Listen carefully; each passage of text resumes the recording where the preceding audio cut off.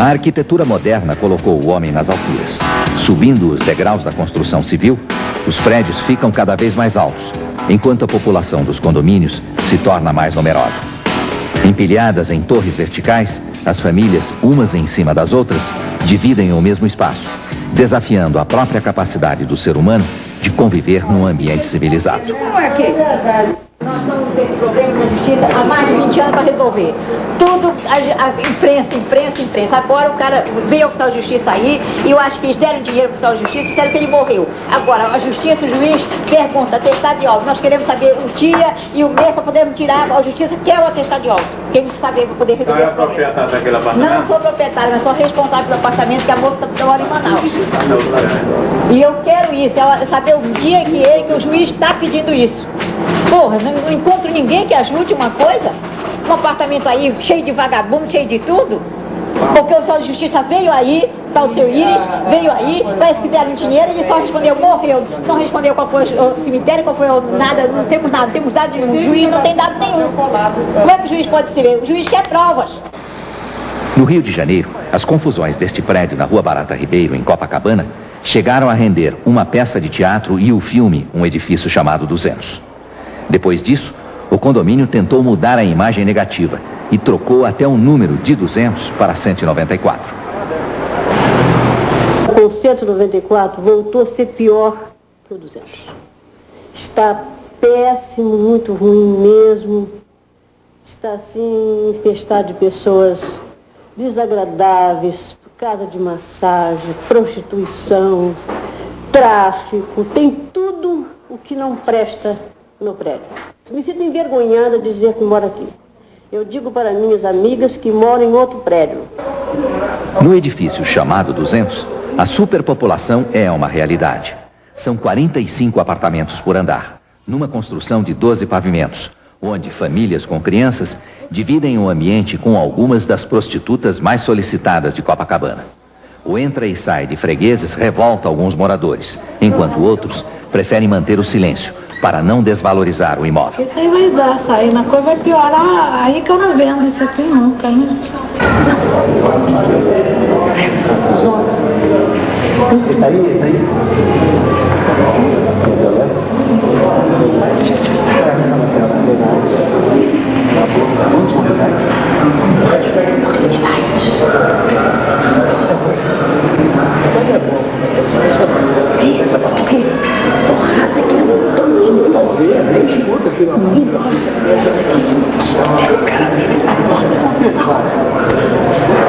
Eu tenho bicho terceiro. Tem muita bicha aqui? Isso? Aqui. Lá na rua. Tá pegando essa bicha agora na rua. Puta, eu vou pra lá. Aqui é assim, puta bicho. Eu tô indo embora daqui, eu tô indo preso aqui. Vamos aqui. Vamos pra lá.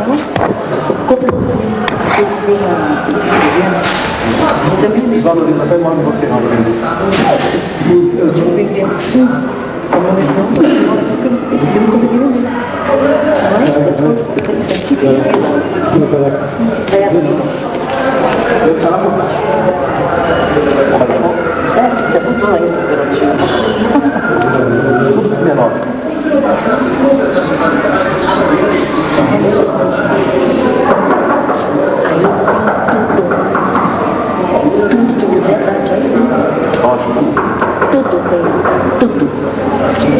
Várias pessoas estão alugando aqui para botar casa de massagem. Pelo amor de Deus. Mas aqui temos 507 unidades. É claro que você não um universo de 507 unidades, você sem controlar nenhum dos apartamentos, que eu controlo o condomínio, não a unidade.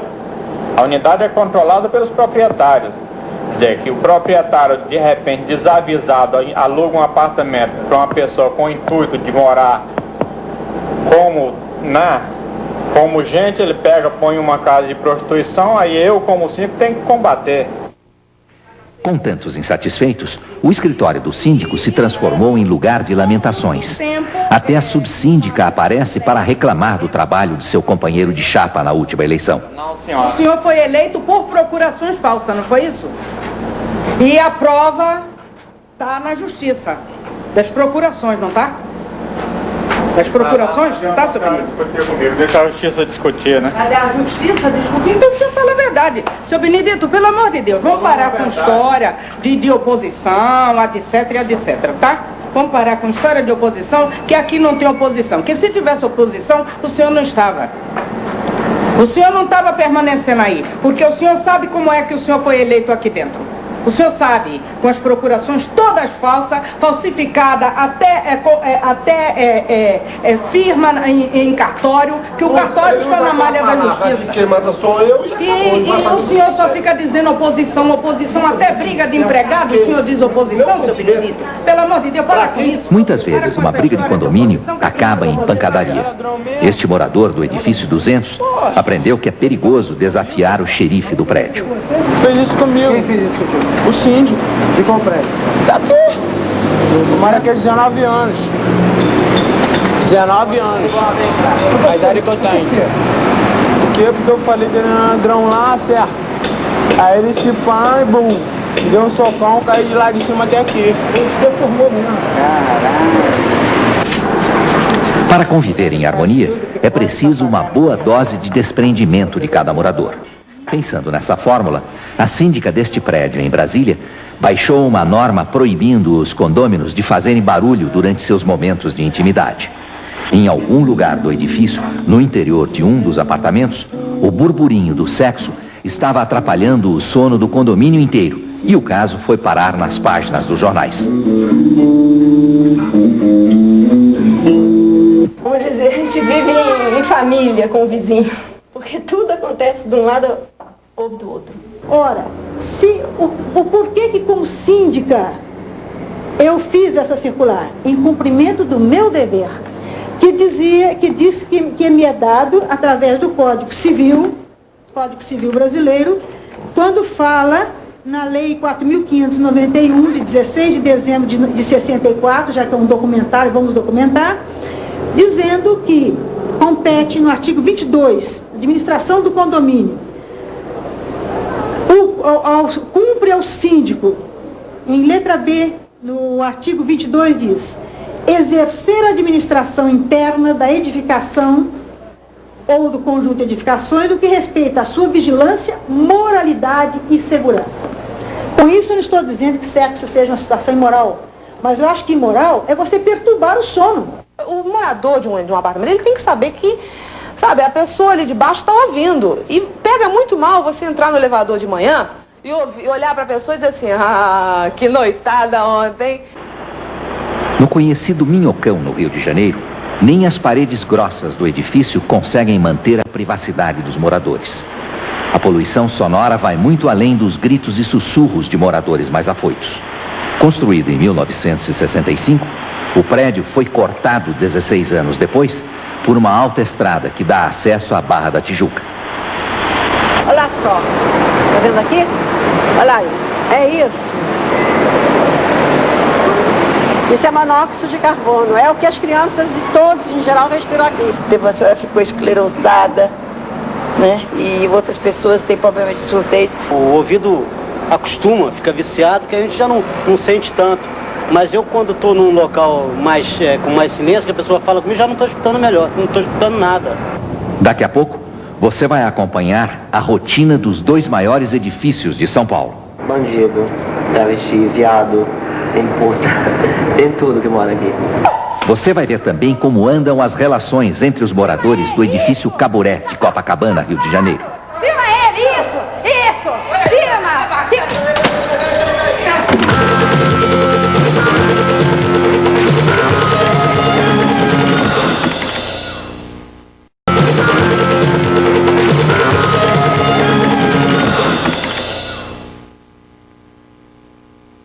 O ato de jogar objetos pela janela pode trazer graves consequências.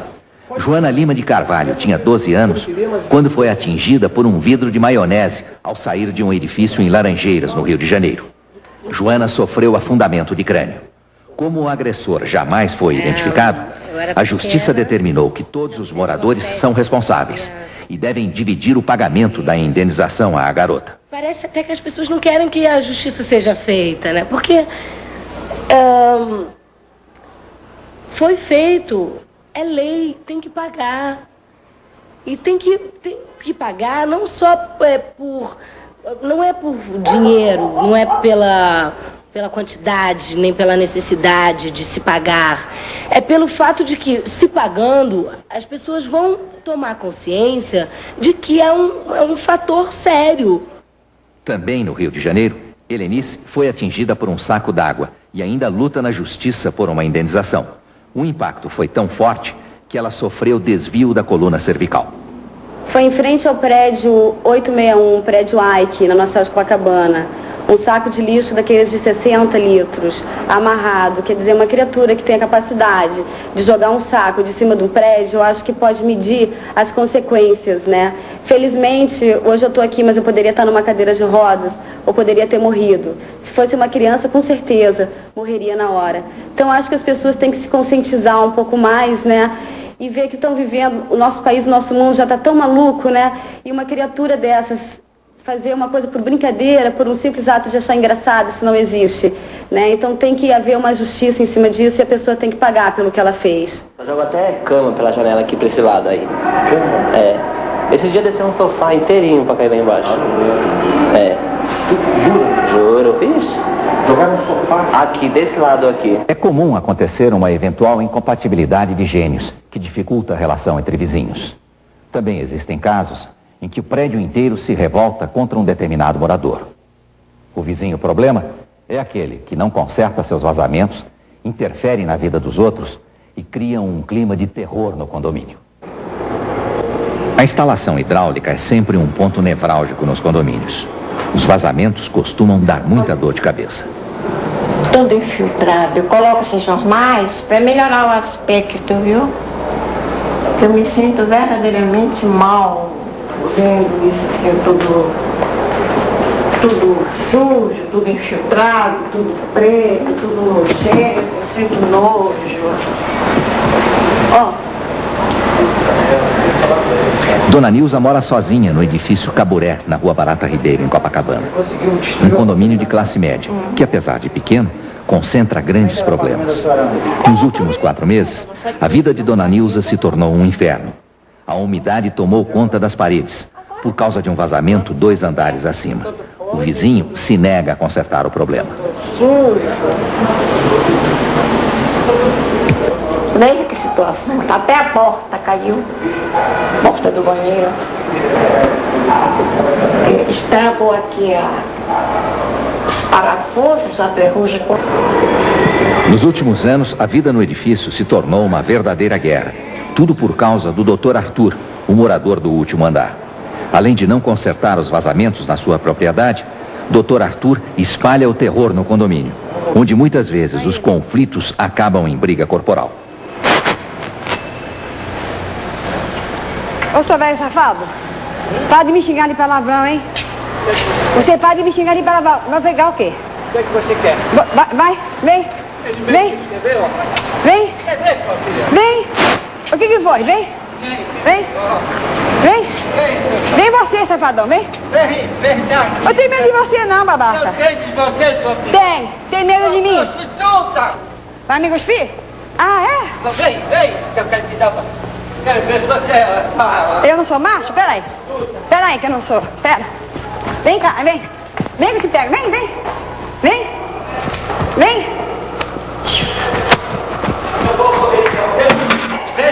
Vem cá. Entra. Tem medo de apanhar. Isso, aí. E filma ele.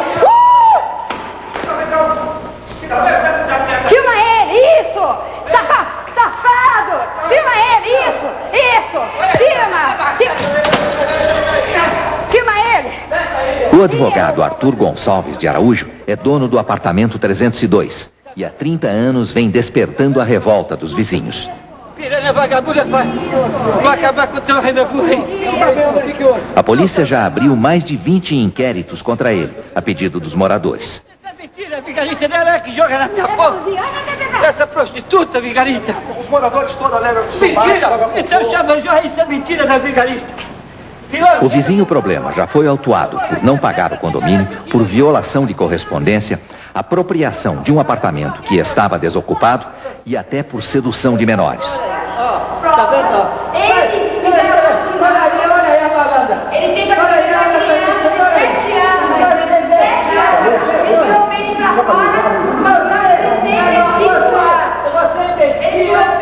Quando o clima no condomínio fica muito pesado, a mulher do Dr. Arthur também ajuda no confronto com as vizinhas. A mulher já transou até com policiais para matar o Dr. Arthur. Quem?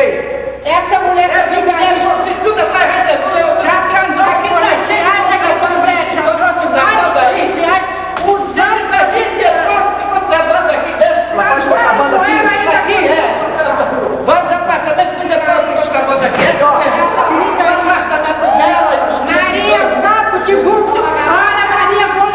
Toda madrugada ele joga um balde com urina na minha janela, que eu só volto ficar louca. O mau cheiro é terrível. Meu nome é Sérgio Murilo, sou morador aqui do apartamento 206, abaixo do 306, onde mora um infeliz, diga-se de passagem, porque é um verme. Como vocês podem ver, o apartamento está todo ele deteriorado, porque ele não permite que nós façamos nenhum tipo de trabalho, nenhum tipo de melhoria. Qualquer tipo de contato com o dito cujo acaba sempre em aborrecimento, sempre em agressão. Ele sempre se dirige a gente de forma indevida, xingamentos, provocações. Todas as ocorrências acabam indo à delegacia. Vive agredindo a gente, jogando detritos no vão de entrada do prédio. Joga fezes no condomínio, vai à feira, chega da feira, joga peixe, cabeça de peixe, restos de feira, né? Ele jogou tinta na minha moto, manchou a minha moto, me deu um prejuízo tremendo. O banheiro todo aí, ó, todo ele sujo, todo podre. Não pode ser feito nada, vazamento, doidado. Tive que colocar esse saco aí para não deixar a água escoar direto. Eu acredito que ele perfure lá em cima, o imóvel deve ter perfurado o ralo, a privada, porque inclusive esse vazamento é um líquido fétido, um cheiro horrível. Vocês estão aqui, estão sentindo que a coisa não é boa. Olha só aqui, ó, para ver o absurdo. O cogumelo nasceu no teto da parede. Olha só, para ver que não é nada, não está aumentando nada. No meio do fogo cruzado, os síndicos cumprem o papel ingrato de administrar a desordem. Com métodos nem sempre recomendáveis, eles tentam conduzir o que se torna ingovernável. Atormentados pela crise econômica, sitiados pela crescente violência urbana, os moradores das grandes cidades já não podem contar com a tranquilidade do lar. O refúgio do trabalhador é invariavelmente invadido pelo caos. Vizinhos aparentemente amáveis se transformam em inimigos mortais na guerra dos condomínios, onde a confusão é moradora antiga. As brigas chegam a balançar a estrutura dos edifícios, mas eles se mantêm impassíveis, como cenários de uma convivência cada vez mais conturbada. Um apartamento aí cheio de vagabundo, cheio de tudo. Inclusive é uma pedra que pesa em torno de mais ou menos 2,5 kg.